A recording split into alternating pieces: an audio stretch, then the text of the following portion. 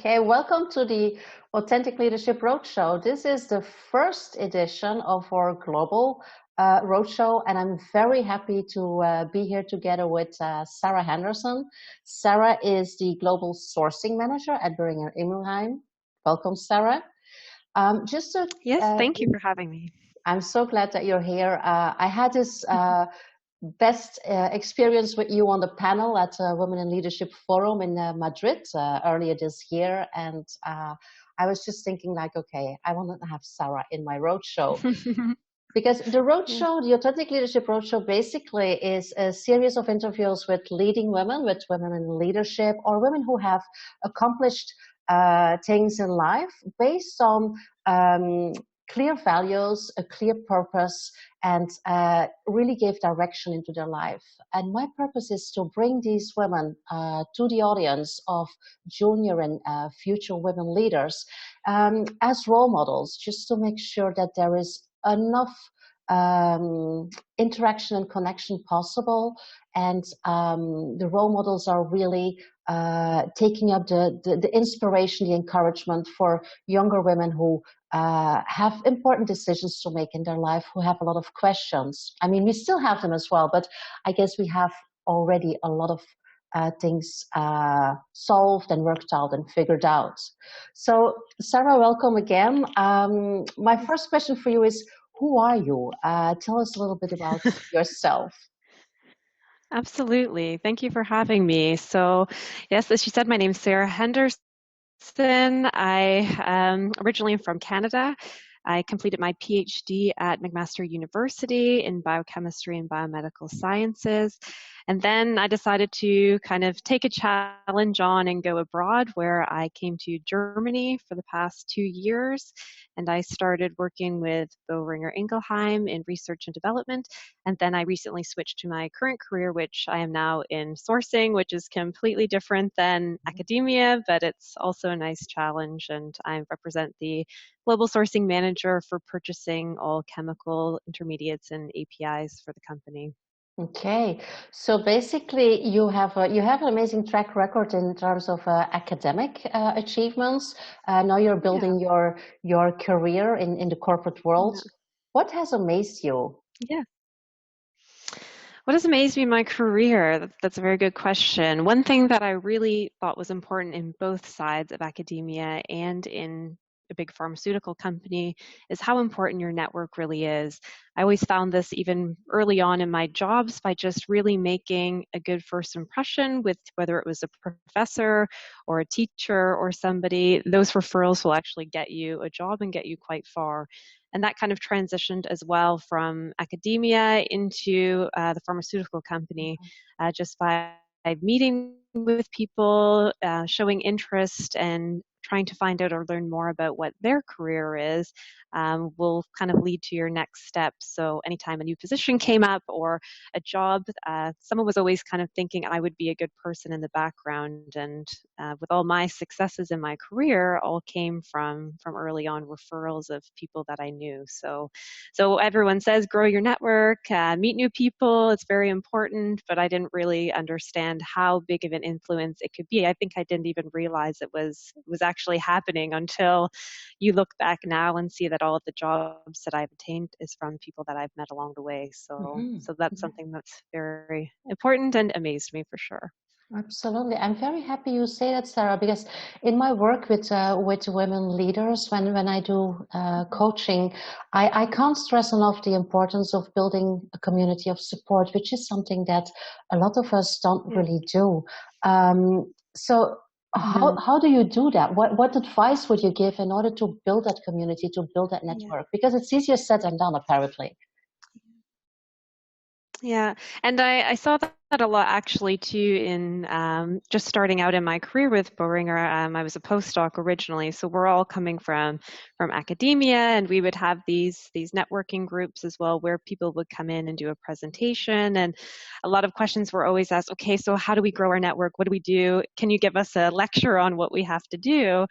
And I kind of sat back and thought, well, you're look around the room right now. We all come from different departments. We all come from different backgrounds, different university institutions. Your network's right in front of you. So maybe we can go have a coffee or something, and I will introduce you to people I know, or you introduce me to people you know based on your interests. So it's a matter of you contacting people. It's not that you have to go on the internet and find somebody and reach out to them, but look around your immediate profile, or even your friends or your colleagues.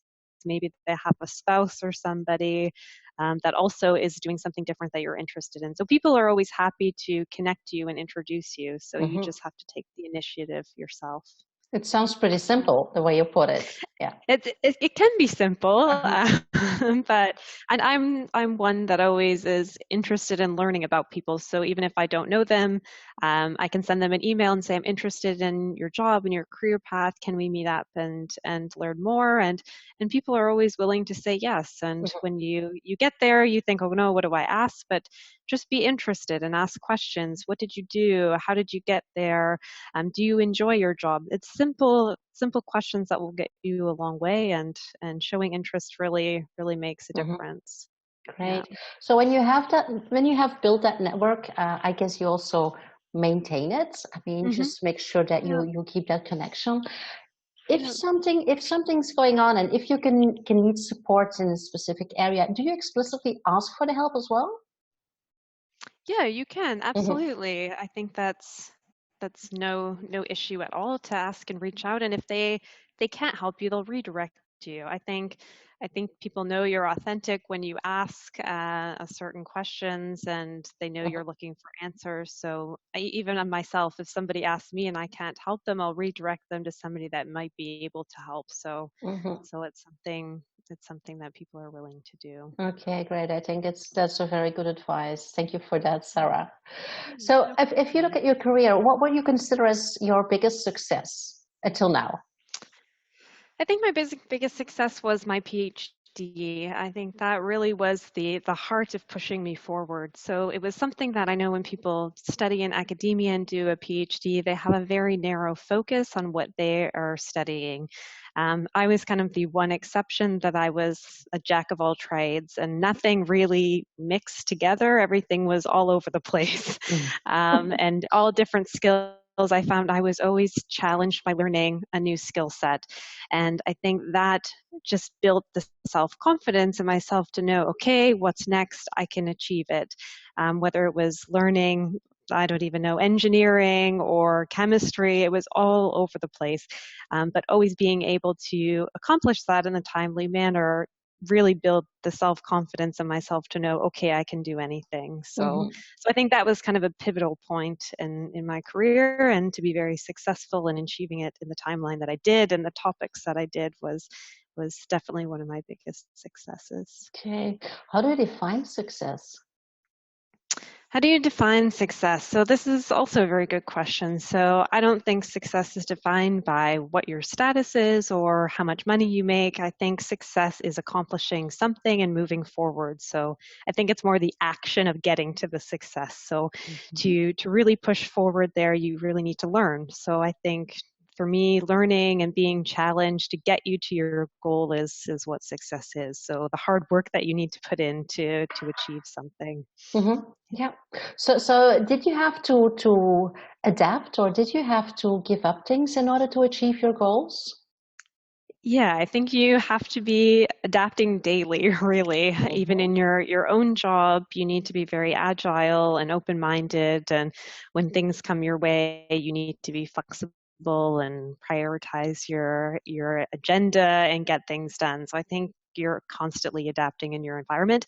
And even for me, just living abroad and Mhm. living even halfway across Canada, I definitely had to leave my family behind, which was difficult. But just knowing that you're pursuing something and achieving a goal, I don't think it really matters where you live in the world today. With technology, you can always connect with your family and friends, and I wouldn't have had the successes that I did if I didn't go abroad and move away. So it's definitely pushed my career forward, but there's also the cons to that of maybe not having my family nearby. So, Mhm.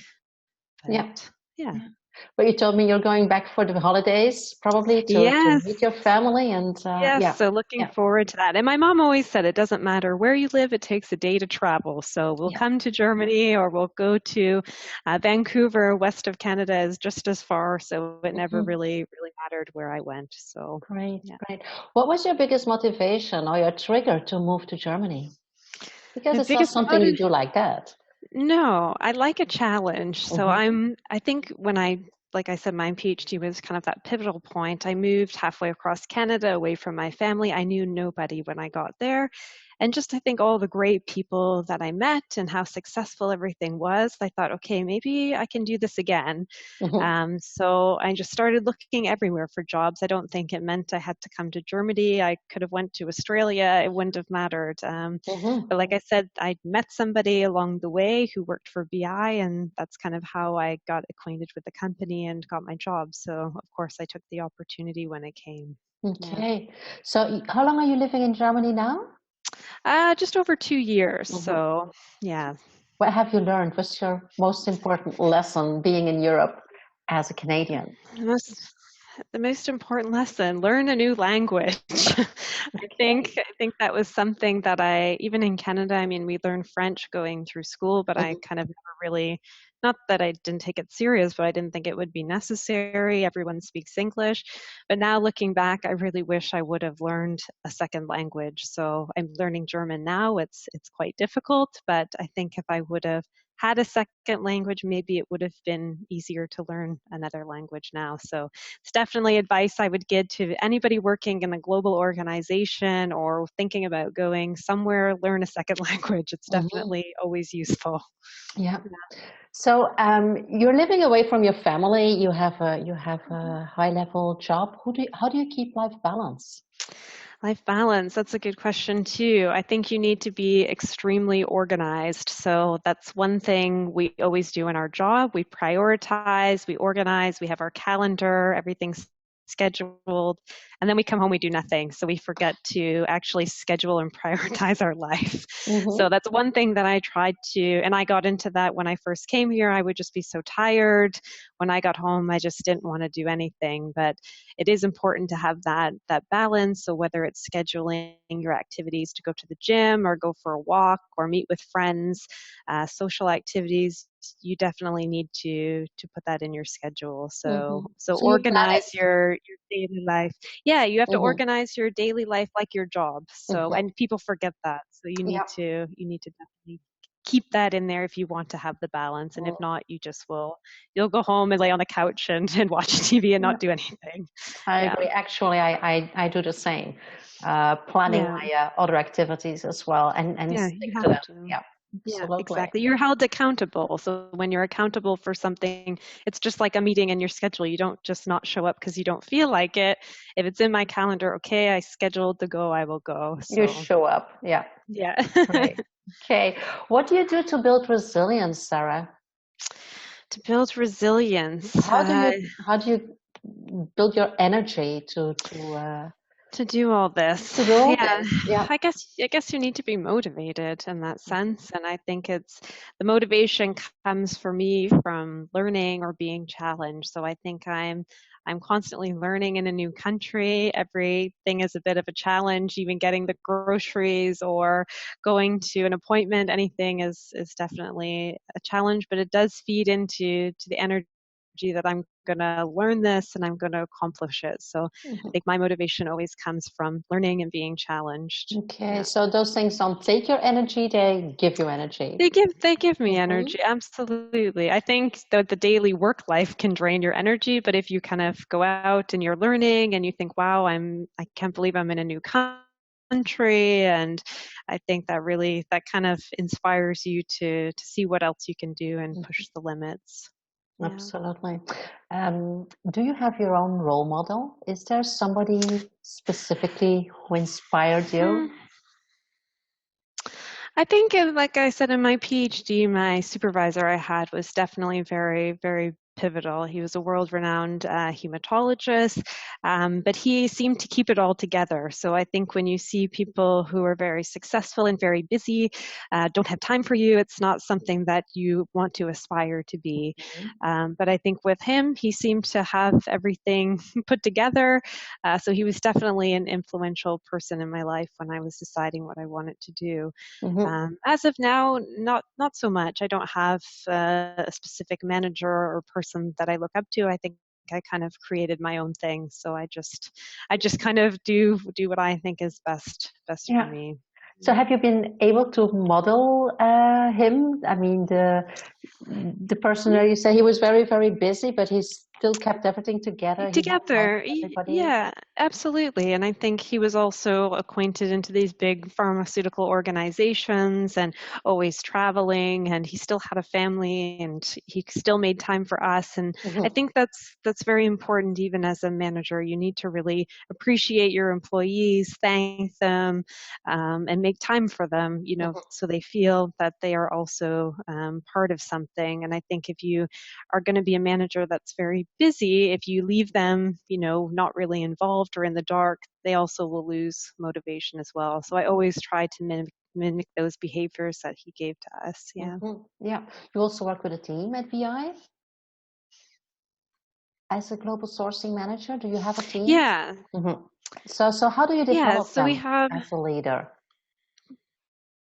So for me, I'm kind of in an interesting point. So we're kind of cross between two teams. So I mean, for me to come in, I can't really make changes. I can, try to be motivated and uplift the colleagues around me, but at the end of the day, it's the hierarchy system. So the bosses above need to make the decisions and show changes. And I feel that a lot of people need to be motivated by seeing progress, seeing change, and being involved. And if the management doesn't show that, it kind of reflects top down. So if they don't feel important on the bottom level, they're not very motivated. So I think for me, it's hard because I don't have that pull to go in and make changes and try to keep people motivated. That's not really my job. So Mm-hmm. I understand. Yeah. yeah. So how do you keep yourself motivated?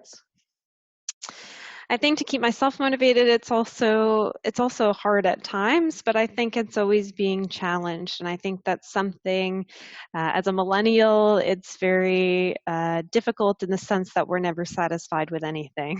So Mm-hmm.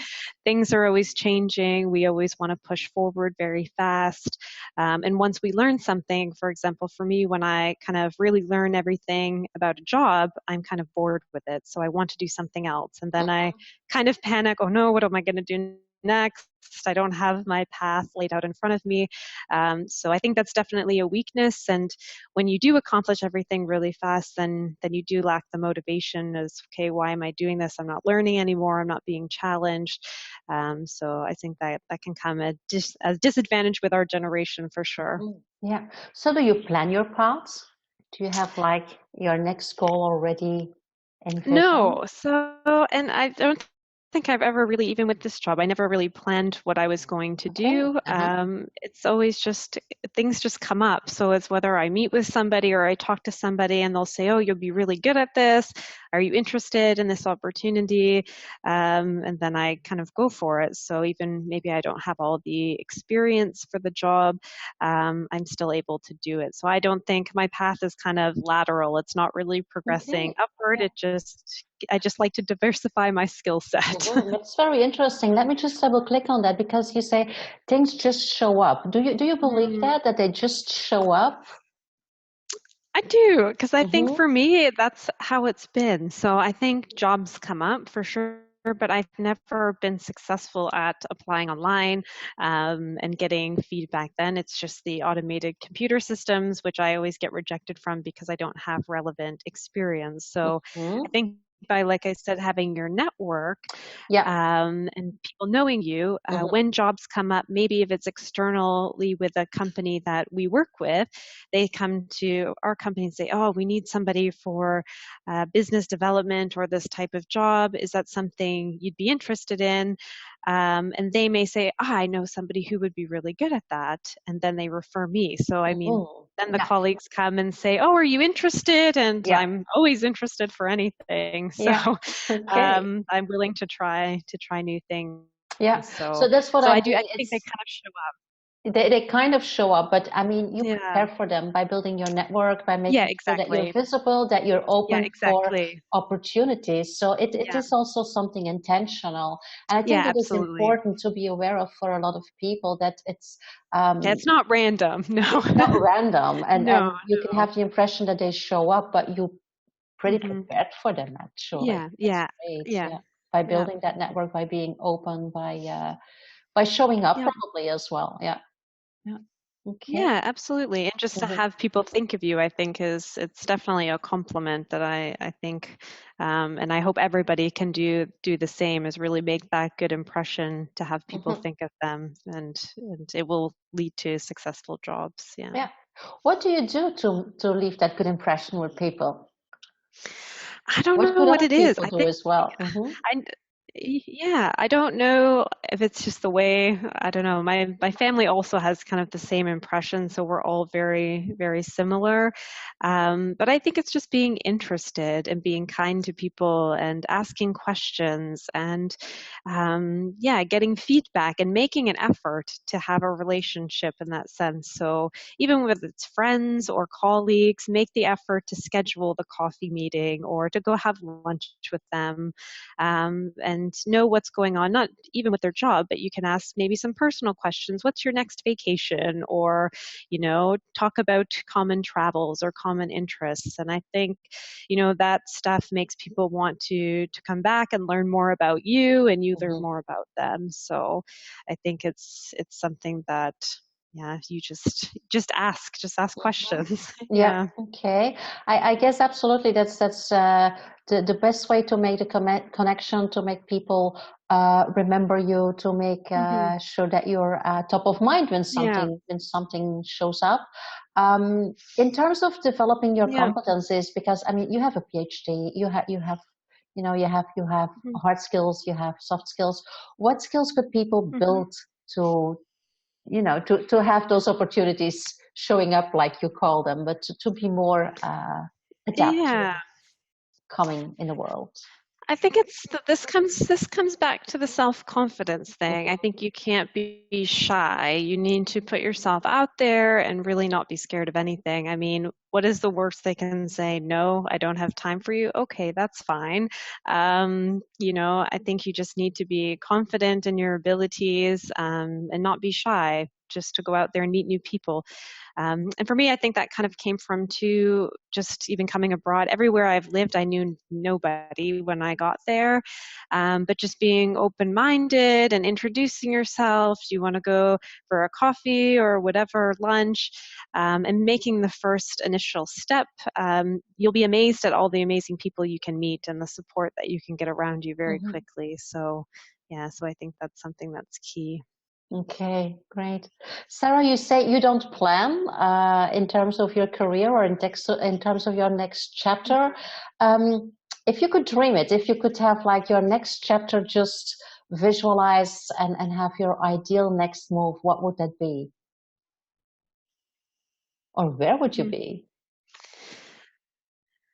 I don't know. I think I would go abroad again. I Hmm. mean, I like Germany as well. I don't think I would go to another country where I have to learn another language. So I would go to an English speaking country Okay. the next time. But ultimately, I always kind of have this entrepreneurial sense that I'd like to have my own company. So eventually, I don't know in what, or I'm kind of crossed right now between science and academia as well as business. So I feel like those two skill sets really complement themselves.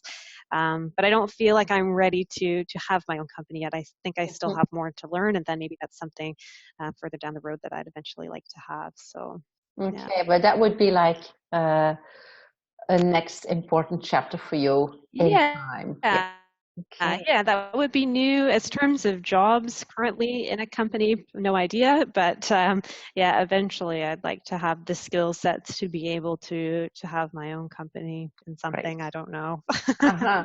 Yeah. As an entrepreneur, I can only encourage you in that. Yeah, And yeah, so absolutely. I hope we at that time we are able to have a new interview to see how you did it, what you Yeah. chose as the next destination, and how you were doing, and how you can use the experience that you built in order to be as Yeah, successful there as you are right now. So that would be a absolutely. That would be great. Yeah. next interview. Okay. Stay tuned, 5 years. Yes, we'll do that. Thank you so much Yeah, for the interview, Sarah. It was really thank interesting. It you. was really upbeat. I like your positive attitude, and I hope that you can inspire young people just to do the things they want to do, to show up, to be interested in other people, to build Yeah, connections, and to build their lives and their careers. Because you are a very great example for absolutely. that.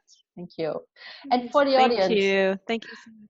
You're welcome. Thank you. And for the audience, thank you very much for watching. The next edition is with Ali Meehan, and Ali is the founder of Costa Women, a very large network in the south of Spain of business owners and residents. So might be interesting for you as well, Sarah, to watch that one, because Yeah, she's like the queen of networking and yeah. connecting. So that would be great.